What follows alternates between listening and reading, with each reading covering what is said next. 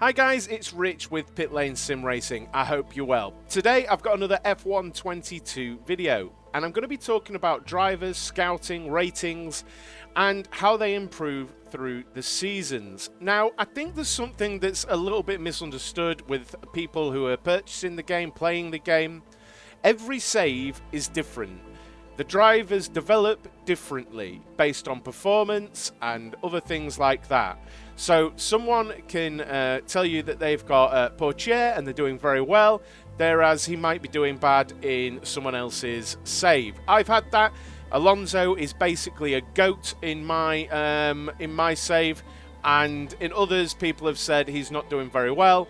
In some instances people have said Bottas is amazing, he's very average in mine.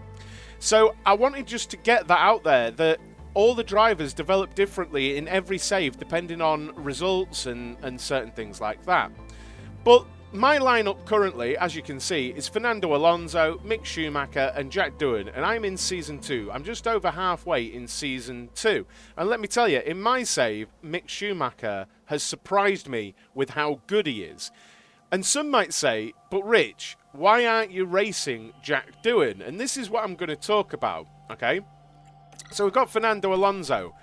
All of these different points mean something within the game.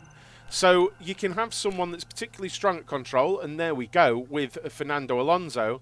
The ability to prevent racing incidents. This reduces the likelihood of the driver causing lockup, spins, crashes, all running wide. Fernando Alonso, pretty much as you'd expect, is really high on that. And then below that you've got smoothness. And this is the ability to reduce tyre wear while racing. This allows a driver to push harder and run longer stints on each set of tyres. And the reason why I'm talking about this is because if we go to Mick Schumacher, he's 88 rated in that. So he is exceptional on the tyres. And if we go over to Jack Doohan, he's only 52. Admittedly, in other consistency and pace scores, Jack Doohan is awesome. But he should absolutely ruin tyres if he was in a race seat on my save. Now, I believe that the drivers start out with the same statistics and things like that. But as they progress through, the stats will change, right? The stats will change, they'll develop differently. So that's just sort of showing you where you would want to develop Jack Doohan, for example, in my save. You want to be concentrating on smoothness. So the drivers are different, okay? And then what we can do is obviously go over to scouting, and I've scouted a few drivers, and you can go over to say Ocon. I was genuinely considering Ocon in place of what was Seb Vettel in my team to be the new team leader and continue forward with Ocon. And if you go over to his performance, you can actually see that on the game at least, Ocon's smoothness is incredible, 96, and control is 93. So you would consider Ocon to be a really safe pair of hands. He's going to treat the tyres well and is not going to crash very often. But I would actually, interestingly, I hope I can see Sebastian Vettel's details, because it would be interesting. I've not scouted him. He always made loads of mistakes on my save. So it would have been interesting to see, as an ex-driver of mine, if we could have seen that. But then we go over to Lando Norris, for example, and there we can see he is exceptional at control and also braking. But then his defending is weak. And what I'm saying here is that while we know names and things like that, moving forward, the way the game works is that eventually Lando Norris and all these drivers will retire if you play it long enough. So you really need to be able to look at it, and you might get someone who's rated really, really highly, but might have a weak point, you know? They might be really, really good, just like Jack Doohan, and have a weak point. And on that, what I'd like to just recommend to people, if you go over to facilities and staff facilities, race simulator, one of the first things I've done is invest in the race simulator.